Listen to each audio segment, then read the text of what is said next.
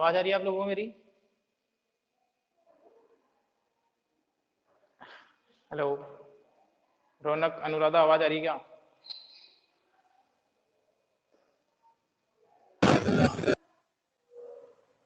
तुम लोगों की आवाज नहीं आ रही मेरे को। यस या नो? मीनल, आवाज आ रही है? यस आ रही है। ठीक है। तो नेटवर्क इश्यू था, इसकी वजह से स्टार्ट नहीं हो रही थी क्लास। चलो अपन तो करते हैं कुछ क्वेश्चन क्वेश्चन और बाकी बताना क्लास। मुझे। पहले ये तो एक्सरसाइज तो कंप्लीट कर लेने दो, इसके बाद बता दूंगा। तो कुछ क्वेश्चन ही तो बाकी है। 18 तक तो कर ही लिए अपन ने, ठीक है ना। 19 क्वेश्चन देखो, टाइम बचेगा बता दूंगा मैं ना। बाकी बच्चे कैसे ज्वाइन नहीं कर पा रहे, नेटवर्क इश्यू है या वैसे तो ही नहीं आ मेरी भी हो रहा? रहा था, मुझे ज्वाइन कर रही थी। हाँ ये तो ना, काफी देर में क्लास स्टार्ट हुई है वैसे भी। सर बड़ी मुश्किल से ज्वाइन हुआ है, वर्क ही नहीं कर रहा प्रॉपर। देखते चलो, ये चैप्टर तो खत्म करने की कोशिश करते हैं अपन, जैसा भी फिर रिकॉर्डिंग देखेंगे बाकी बच्चे जब तक चल रहा है। 19th क्वेश्चन देखो। ए चाइल्ड हैज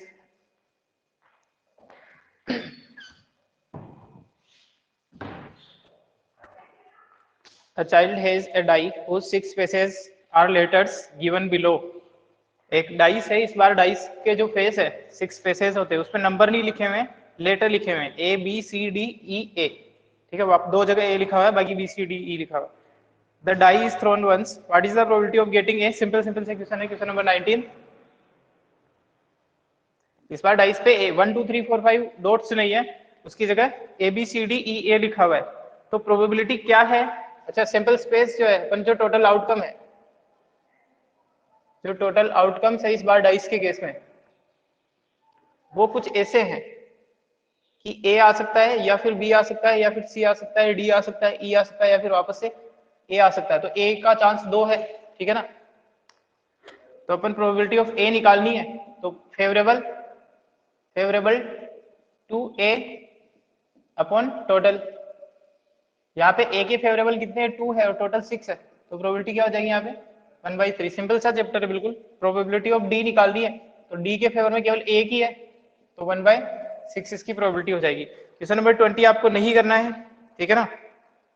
एरिया वाला जो है, एरिया पे बेस्ड प्रोबेबिलिटी है। क्वेश्चन नहीं आएगा, अगर आप लोग करना चाहो तो कर सकते हो बाद में, लेकिन बोर्ड में एक्स का क्वेश्चन नहीं आएगा। क्वेश्चन नंबर 21, यहाँ पे favourable area upon total area है, सिंपल सी बात है, और कोई स्पेशल नहीं है इसमें भी ना, दे भी देता तो कुछ खास नहीं था।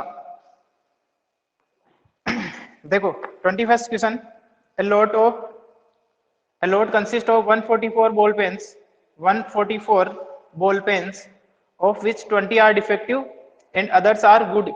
टोटल जो है, टोटल पेन आपके पास में वो है 144, इनमें से 20 डिफेक्टिव है और बाकी के जो बचे हैं 124 दे आर नॉन डिफेक्टिव, ठीक है ना। 20 डिफेक्टिव और बाकी के नॉन डिफेक्टिव है। Noori will buy a pen if it is good, Noori will buy a pen if it is good. अगर कोई भी नूरी, कोई लड़की है, वो अगर पेन कब बाई करेगी? अगर वो नॉट डिफेक्टिव है, अच्छी कंडीशन में है, ऑब्वियस सी बात है। But will not buy if it is defective. The shopkeeper draws once, the shopkeeper draws one pen at random and she give it to her. What is the probability that she will buy it? She will buy it का मतलब ये हो गया है ना, probability of buying।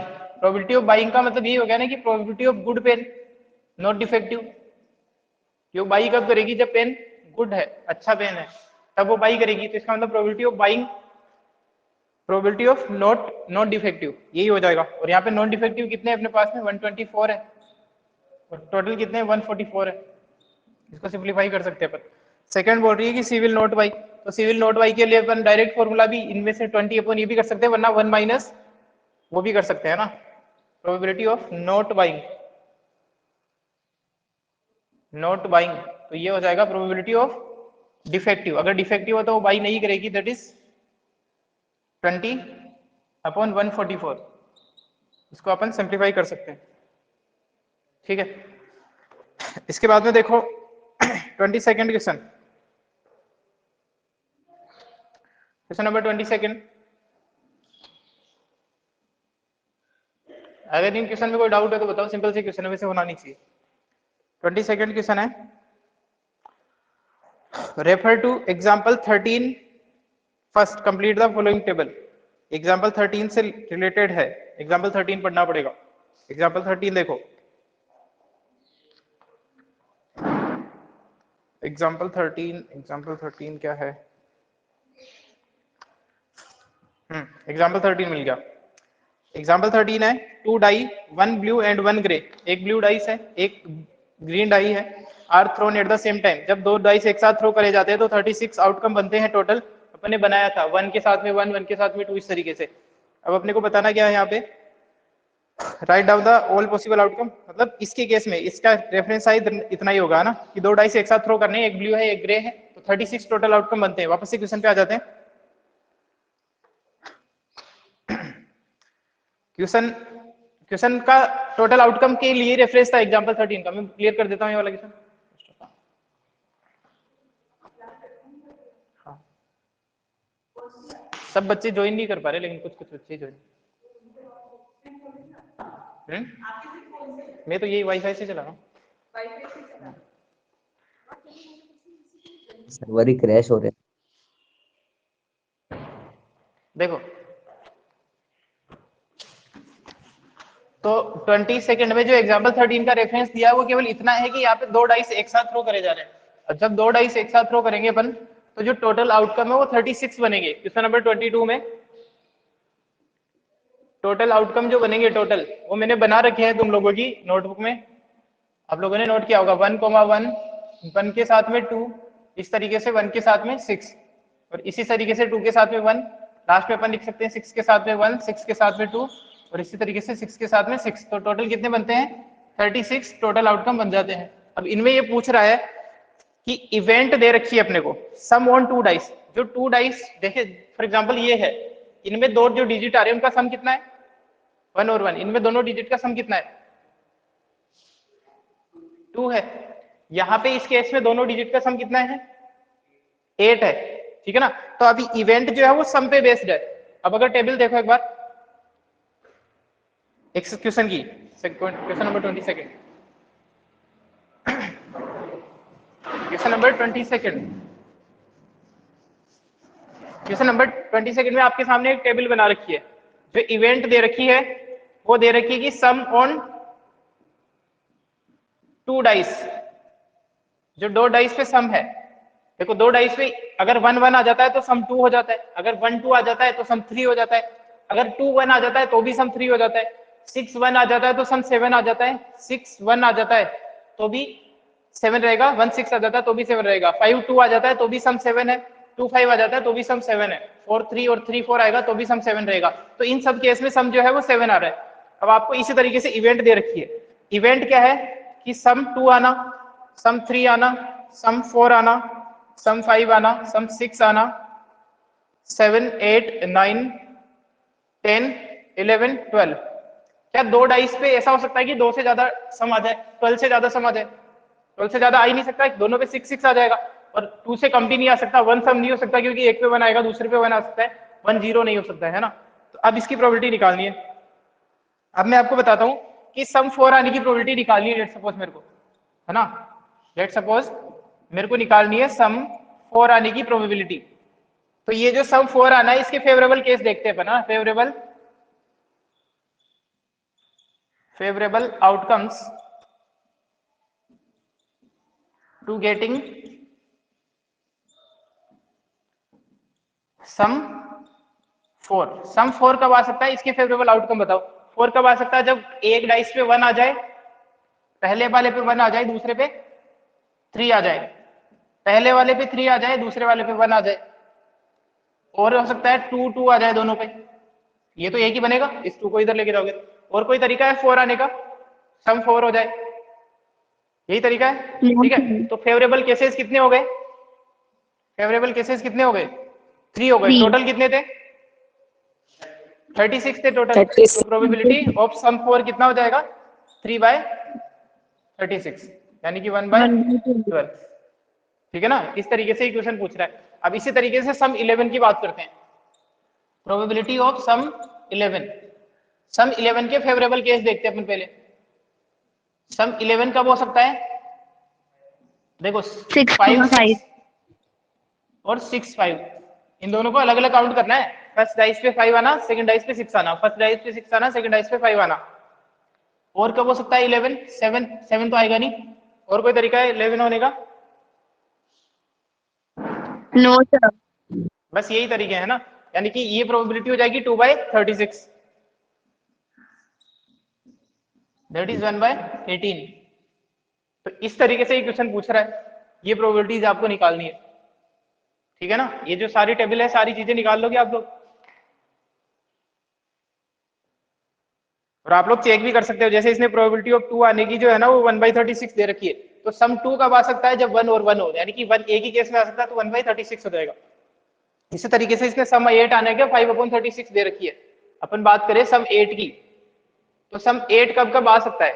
ये आ सकता है 5 3 पे और 3 5 पे, और सम 8 आ सकता है 4 4 पे, और कब आ सकता है 6 2 पे और 2 6 पे, यानी कि टोटल कितने हो गए? 5। फेवरेबल 5 है और टोटल 36 है, तो 5/36 ये दे रखी इसने।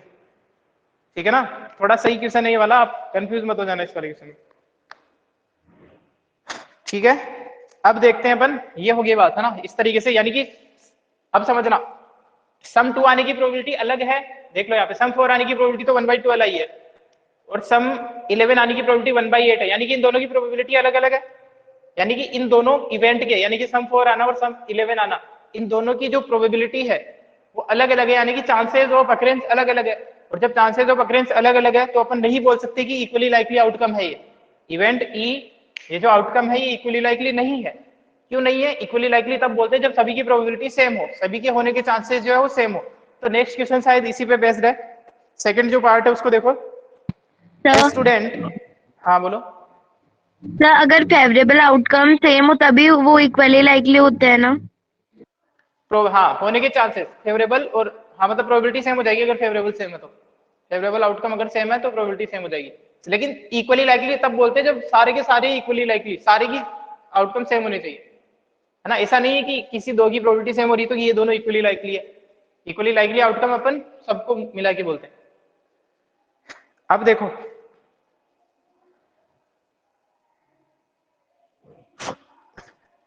क्वेश्चन सेकंड पार्ट ही बोल रहा है, student argues that there are 11 possible outcome, कि अगर ये जो सम आने की चीजें हैं इनमें 11 आउटकम है। ये 11 है, 1 2 3 4 5 6 7 8 9 10 11, ये 11 आउटकम्स है। ठीक है, आउटकम्स 2 3 ये दे रखा है and 12, therefore each of the has probability 1/11। अब हर एक टोटल 11 है तो हर एक की प्रोबेबिलिटी 1/11 है, ऐसा आर्ग्यू कर रहा है कोई स्टूडेंट। बट 1/11 नहीं है, अपन ने देखा अलग अलग है। और ये 1/11 नहीं है, इसका कारण क्या है? क्योंकि सारे जो आउटकम है वो इक्वली लाइकली नहीं है। ठीक है ना, do you agree with this state argument? No, और justify your answer since all outcomes are not equally likely. Equally likely होते हैं जब सबकी प्रोबेबिलिटी सेम होती है, यहाँ पे नहीं है। ठीक है, बोलो। सर ये एक बार सेकंड क्वेश्चन वापस बताओ 22 का। 22 का सेकंड क्वेश्चन देखो। 22 में एक स्टूडेंट है जो ये बात बोल रहा है, क्योंकि सम, अगर जब अपन बात करते हैं सम की, यहाँ पे आपका जो कंसिडर, जिस चीज को आपको कंसिडर करना है वो है सम, और किसी चीज से मतलब नहीं है। तो सम कितने तरीके के सम आ सकते हैं आपके पास में? 2 डाइस को थ्रो करने पे 2 आ सकता है, 1 आ सकता है, क्या नहीं आ सकता? तो लिखा भी नहीं। 3 आ सकता है, ये आउटकम है, यानी कि 2 डिजिट का जो सम निकालोगे तो ये पॉसिबल आउटकम है सारे 11 है, देख लो 2 से 12 तक। अब ये बोल रहा है कि क्योंकि 11 आउटकम है तो हर एक की जो प्रोबेबिलिटी है वो 1/11 है, हर एक की प्रोबेबिलिटी, यानी कि सम 2 आने की प्रोबेबिलिटी भी 1/11 है, 3 आने की प्रोबेबिलिटी भी 1/11 है, जबकि ऐसा नहीं है, अलग अलग है, अपने निकाल के भी देखा है। तो अपन ये बोलेंगे कि आर्ग्यूमेंट जो है इससे क्या तुम एग्री करते हो? नहीं, एग्री नहीं करते। और इसका जस्टिफिकेशन क्या लिखोगे? Since all outcomes are not equally likely. ठीक है, यस सर। पूरी अच्छी तरीके से थ्योरी बताई थी मैंने, इक्वली लाइकली आउटकम बताया था एक दिन, 10 मिनट लगभग इसी पे डिस्कशन हुआ था कि इक्वली लाइकली आउटकम किस चीज को बोलते हैं। और इक्वली लाइकली है तो प्रोबेबिलिटी सेम होती है, इक्वली लाइकली नहीं है तो प्रोबेबिलिटी अलग अलग है, यहाँ पे प्रोबेबिलिटी अलग अलग है। ठीक है, इसे समझो कि अगर मान लो 8 पॉसिबल आउटकम्स है किसी रैंडम एक्सपेरिमेंट में, 8 टोटल आउटकम जो है वो 8 है, और ये आठों की आठों इक्वली लाइकली है, तो हर एक की प्रोबेबिलिटी कितनी हो जाएगी, हर एक आउटकम की प्रोबेबिलिटी कितनी हो जाएगी, 1/8। 1/8 हो जाएगी। तुम्हें पता है कि जो डाइस है उस केस में 2 आउटकम होते हैं, सॉरी कॉइन में 2 आउटकम होते हैं, हेड और टेल, तो हर एक की प्रोबेबिलिटी अपन कितनी मानते हैं, 1/2 मानते हैं। डाइस के केस में टोटल आउटकम 6 होते हैं, तो इक्वली लाइकली अगर है तो हर एक की प्रोबेबिलिटी अपन कितनी मानते हैं, 1/6 मानते हैं। तो वो ये बोलना चाह रहा है इसके पीछे कि अगर क्योंकि यहाँ पे 11 आउटकम है और हर एक की प्रोबेबिलिटी 1/11 हो जाएगी, तो अपन बोलेंगे कि नहीं होगा, क्योंकि ये जो आउटकम है वो इक्वली लाइकली नहीं है। सम 2 आने की प्रोबेबिलिटी कुछ और है, सम 3 आने की प्रोबेबिलिटी कुछ और है, सम 12 आने की प्रोबेबिलिटी कुछ और है। हो सकता है कि इन्हीं दो की इक्वल आ जाए, लेकिन उससे अपन ये नहीं बोलेंगे कि इक्वली लाइकली हो गए सारे। ठीक है ना। Yes sir. क्वेश्चन नंबर 23 देखो।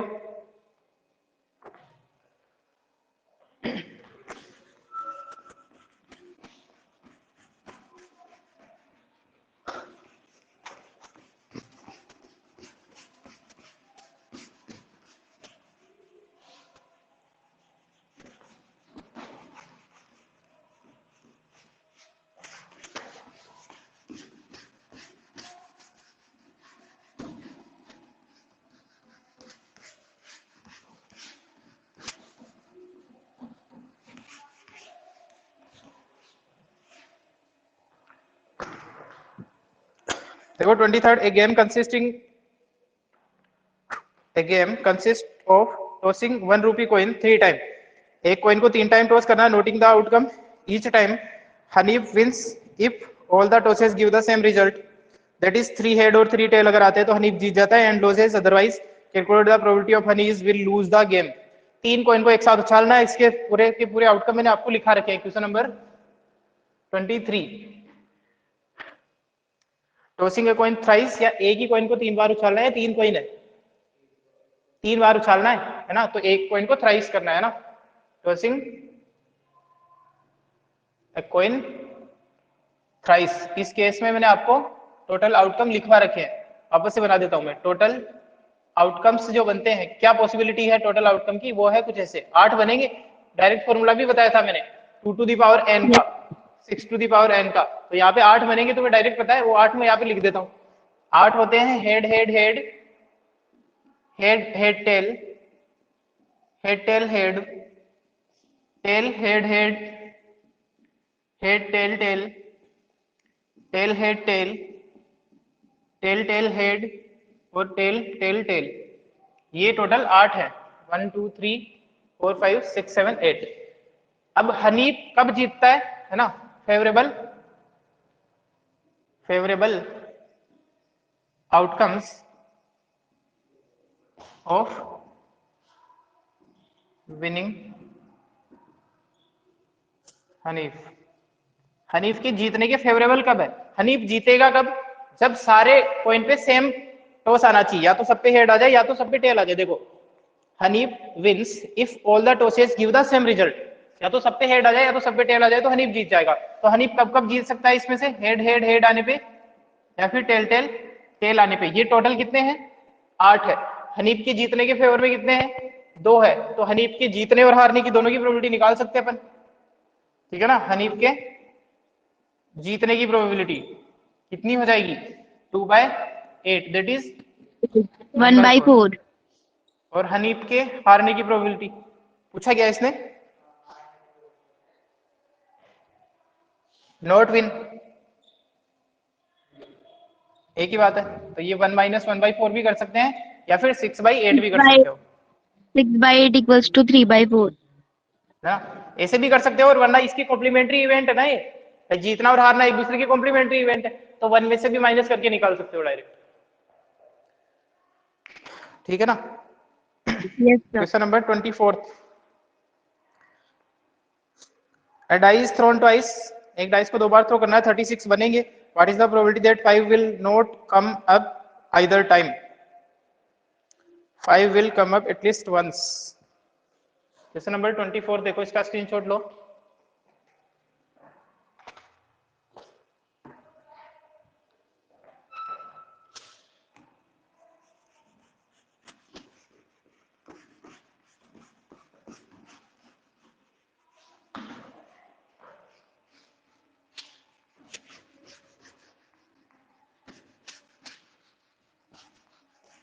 टोटल 36 केस बनेंगे, एक डाइस को 2 बार थ्रो करेंगे या 2 डाइस को एक साथ थ्रो करेंगे, तो टोटल ट्वाइस बोल रखा है। 24th question, 5 will come up at least once. Second part करते हैं पर इसका पहले, favourable to get 5 at least once.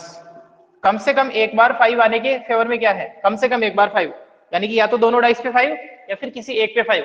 तो ये है इसके फेवर में, या तो दोनों पे 5 आ जाए, या तो पहले पे 5 आ जाए, दूसरे पे कुछ और आ जाए, है ना। दूसरे पे कुछ और कितने तरीके से आ सकता है, इतने तरीके से आ सकता है। 5 के साथ में 2 आ सकता है, 5 के साथ में 3 आ सकता है, 5 के साथ में 4, 5 के साथ में 5, 5 के साथ में 6 आ सकता है। और क्या हो सकता है, और ऐसा हो सकता है कि दूसरे वाले पे 5 आ जाए, 2 के साथ में 5, 3 के साथ में 5, 4 के साथ में 5, 5 के साथ में 5 तो आपने पहले ही कंसीडर कर लिया, 2 बार नहीं करना है इसको, यहां पे भी छोड़ दो और यहाँ पे भी छोड़ दो क्योंकि आपने पहले ही लिख दिया है ना।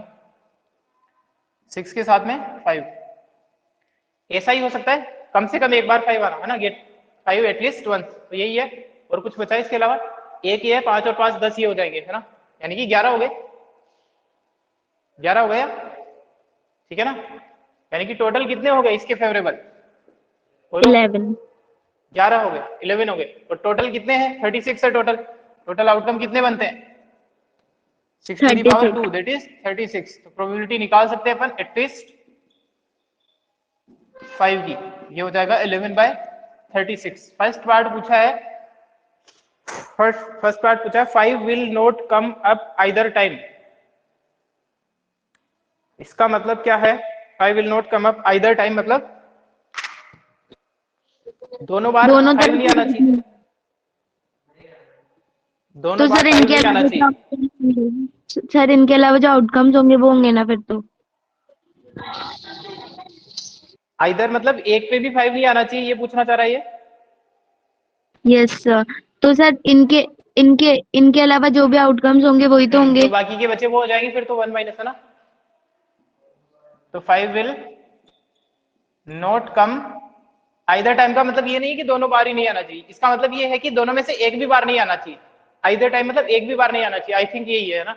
5 will not come either time, sir दोनों डाइस में ही 5 नहीं आने चाहिए, ये बोल रहा है। हाँ दोनों में ही नहीं आना चाहिए, किसी एक में भी नहीं आना चाहिए। जैसे ये वाला केस भी आ जाएगा उसमें, और ये वाला भी, इनको सबको छोड़ना है, जो छोड़ने हैं वो बता रहा हूं मैं। आइदर टाइम मतलब एक पे भी नहीं आना चाहिए, तो इसका मतलब ये कॉम्प्लीमेंट्री इवेंट होगी दोनों एक दूसरे की।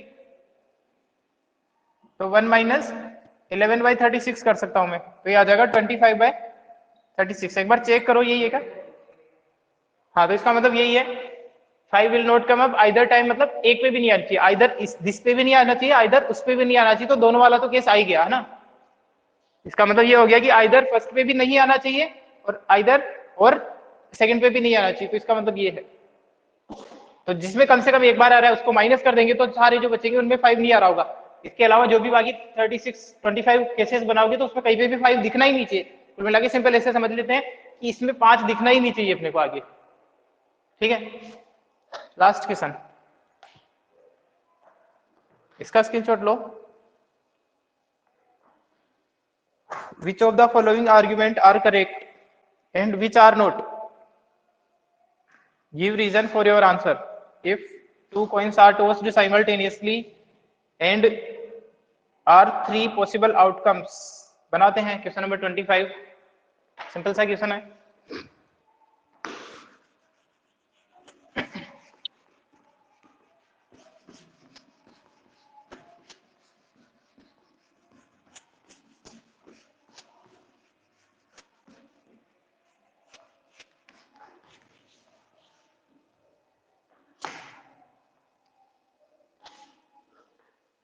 देखो क्वेश्चन नंबर 25 में कुछ स्टेटमेंट दे रखे हैं, वो सही है या नहीं इसके बारे में कुछ बात करनी है अपने को, है ना।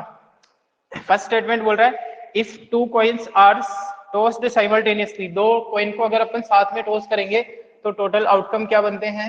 मैं वो बना लेता हूँ पहले। तो टोटल आउटकम्स कितने बनते हैं, बोलो कितने बनते हैं 2 कॉइन को, 4 बनते हैं, 2 to the power 2। Voice problem आ रही है। आवाज में प्रॉब्लम आ रही है क्या? No sir. No sir. ठीक है, तो 4 बन जाएंगे और वो 4 बनेंगे ये वाले, head head, head tail, tail head और टेल टेल, है ना, ये 4 बनेंगे। अब ये बोल रहा है simultaneously there are 3 possible outcome, 3 बनेंगे, यहाँ पे अपने 4 बन रहे तो गलत हो गया स्टेटमेंट, ठीक है ना।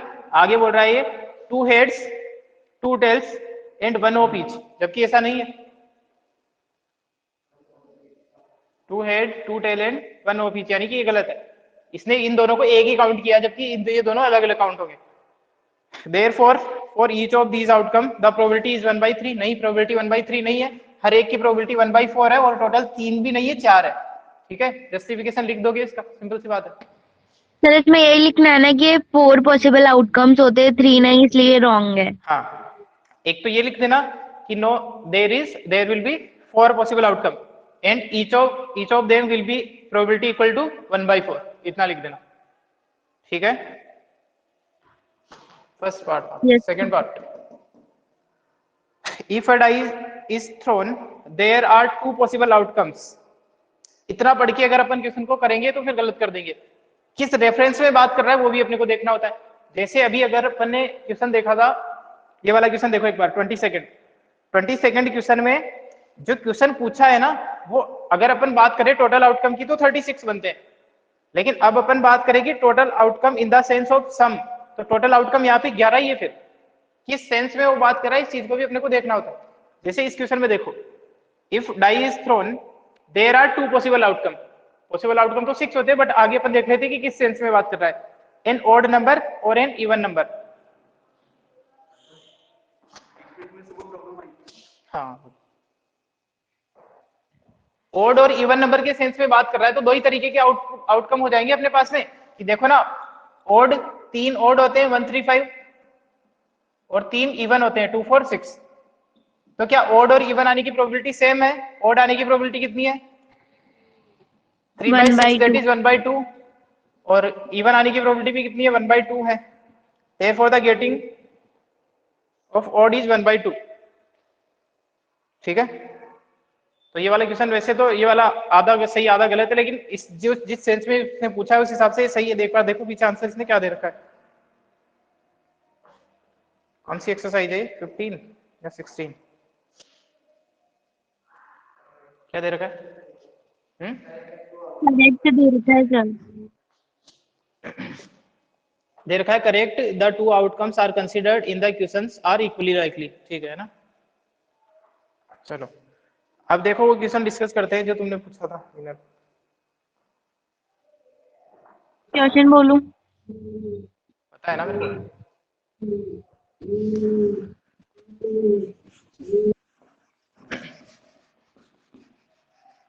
देखो एक क्वेश्चन है, उल्टा सीधा हो सकता है, कोई प्रॉब्लम नहीं है। साइन 80 माइनस कोस 80, ये नेगेटिव होगा या पॉजिटिव होगा? इस तरीके से बाकी के क्वेश्चन भी बन सकते हैं, ये नेगेटिव होगा या फिर पॉजिटिव होगा, इस तरीके के क्वेश्चन आ सकते हैं। तो इसका प्रॉपर आइडिया जो है 11th क्लास में ग्राफ से चली जाएगा। अभी अपने को जितना अपन ने पढ़ा है टेबल, उससे आइडिया लगाने की कोशिश करनी है। साइन 80 माइनस कोस 80, ये पॉजिटिव होगा या नेगेटिव होगा, इसका अपने को पता लगाना है। तो जब 11th क्लास में तुम देखोगे तब तो ग्राफ आ जाएगी तुम्हारे सामने, तो डायरेक्ट ही पता चल जाता है। लेकिन यहाँ पे क्या करें, अपने पास में जो चीजें हैं उनसे कैसे निकालेंगे। तो मैं यहाँ पे सामने टेबल बना रहा हूँ, यहाँ पे साइन और कोस की, 0 डिग्री, 30 डिग्री, 45 डिग्री, 60, 90, ठीक है। और इधर बना रहा हूं मैं साइन थीटा, और यहाँ पे मैं बना रहा हूँ कोस थीटा। साइन थीटा होता है 0, 1/2, 1/√2,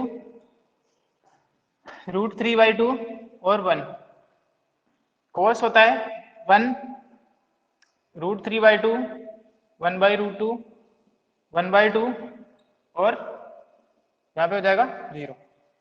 तो अब होता ये है कि जो साइन है 0 से 90 के बीच में जो साइन है वो एंगल बढ़ने के साथ में बढ़ता है। वाली चीज मैंने बताई भी थी तुम्हें। देखो जैसे जैसे एंगल बढ़ता है ना तो इसकी वैल्यू बढ़ती है। ये 0 है, ये 0.5 है, ये कुछ और है, ये फिर और इस तरीके से 1 हो गया। देखो 0 से 1 की तरफ जा रहा है ना, 0 ये 0.5 फिर 1 हुआ, तो साइन जो है वो तो बढ़ता है एंगल बढ़ने पे, बट जो कोस है वो कम होता है।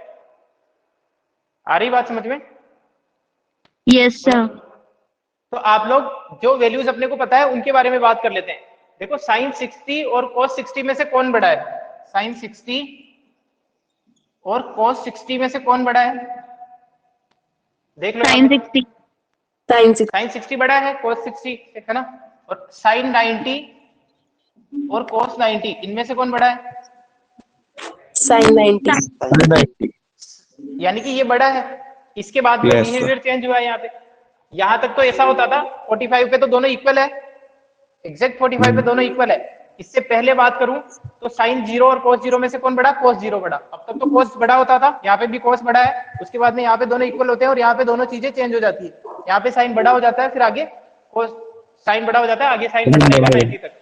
तो अगर ऐसा है तो इनमें से साइन 80 और cos 80 इसका बिहेवियर पता कर सकते हो, दोनों में से कौन बड़ा होगा? Yes sir, sine 80। Sine sine 80 बड़ा हो जाएगा। तो जो इसने पूछा है क्वेश्चन में उसका आंसर अपन लिख सकते हैं, ठीक है ना। इस तरीके से कंपैरेटिव बिहेवियर अपने को देखना पड़ेगा, अदरवाइज प्रॉपर आंसर जो है वो ग्राफ में मिल जाएगा। इनके जब ग्राफ बनाओगे तुम साइन थीटा और कोस थीटा के, तो ग्राफ आएंगे तुम्हारे इस तरीके से, ठीक है ना। इनसे पता चल जाएगा कि किस पर्टिकुलर एंगल पे तुम्हें वैल्यू पता करनी है। बाकी ये भी जस्टिफिकेशन सही है कि देखो 0 की बात करें तो 0 पे साइन छोटा होता है कोस बड़ा होता है, 30 पे भी साइन छोटा होता है कोस बड़ा होता है, 45 पे दोनों इक्वल होते हैं और फिर दोनों स्विच हो जाते हैं, साइन बड़ा होने लग जाता है और कोस छोटा होने लग जाता है, ठीक है। Yes sir. तो अब जो भी क्वेश्चन आएगा कोस 80 साइन 80 या इसके पीछे वाला भी ऐसा भी आ सकता है कि साइन 25 माइनस कोस 25, इसलिए पॉजिटिव होगा या नेगेटिव होगा? नेगेटिव। नेगेटिव। क्योंकि यहाँ पे साइन छोटा है ना, यहाँ पे साइन छोटा होता है और कोस बड़ा होता है, ठीक है। तो इस तरीके से हो जाएगा, यानी कि जब जब 45 एग्जैक्ट 45 पे 0 हो जाते हैं दोनों, 45 के बाद में बात करेंगे तो साइन बड़ा है तो ये पॉजिटिव होने लग जाएगी ये चीज, है ना। और इससे पहले 45 से पहले की बात करेंगे तो नेगेटिव होने लग जाएगी। आज के लिए अपन क्लास एंड करते हैं और नेक्स्ट क्लास से अपन रिवीजन स्टार्ट करेंगे। और रिवीजन अपन सबसे पहले स्टार्ट करेंगे 8th चैप्टर का, क्योंकि 10th बी में 8th का रिवीजन हो चुका है। जल्दी से रिवाइज करके फिर टेस्ट होगा, क्योंकि उनका भी टेस्ट पेंडिंग है, ठीक है।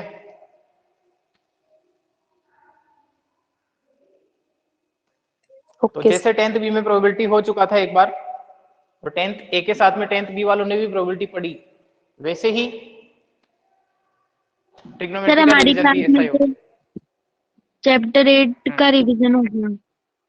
हाँ वही बोल रहा हूँ मैं, वापस से कर लेंगे अपन, ठीक है ना, ताकि साथ में टेस्ट हो जाएगा दोनों, 1-2 दिन में हो जाएगा। चलो क्लास एंड करता हूँ मैं। Good day.